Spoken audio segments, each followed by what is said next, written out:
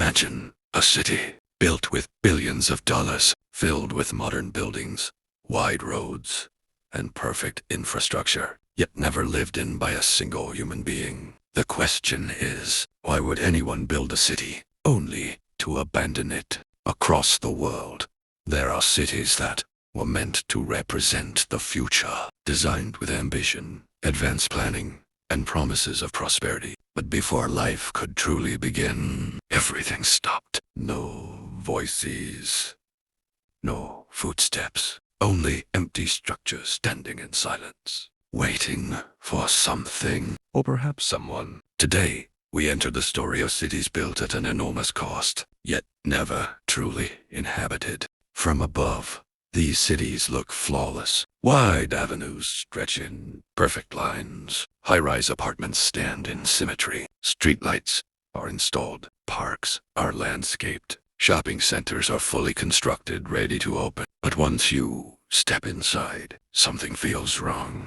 There are no cars, no people. And the most unsettling part, everything looks as if it was abandoned just yesterday. These places are known as modern ghost cities, urban landscapes not destroyed by war or nature, but left behind by human decisions.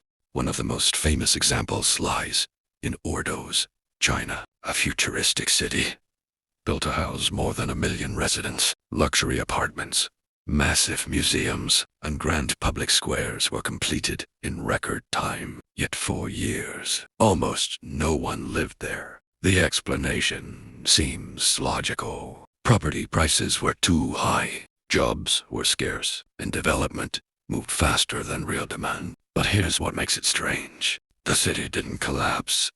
It didn't decay. It wasn't reclaimed by nature. It simply remained standing, empty, as if waiting for a future that never arrived. A similar story unfolded in Seseña, Spain, planned as a satellite city near Madrid, with thousands of new apartment units. Then the financial crisis struck. Construction stopped. The buildings were finished, but the people never came. At night, every light goes dark. One moves through empty corridors, and security guards have reported hearing footsteps, with no one there. In several cultures, cities like these gain an unsettling reputation, not just as economic failures, but as places that feel different.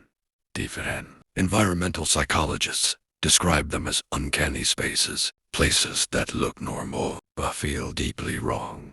The human brain expects life when that expectation is broken. Uncanny sets in. In many East Asian belief systems, large abandoned structures are thought to attract yin energy associated with stillness, coldness, and stagnation. That's why in some regions, ghost cities aren't avoided only for economic reasons, but for spiritual ones. What makes this even more disturbing is that many of these cities are still maintained.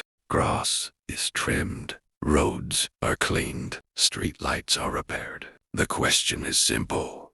Who is all of this being preserved for? Are these cities merely the result of failed planning, or are they silent reminders of human ambition, building faster than need, larger than purpose, and far beyond the present moment? These ghost cities stand as quiet monuments, not to the past, but to futures that never happened.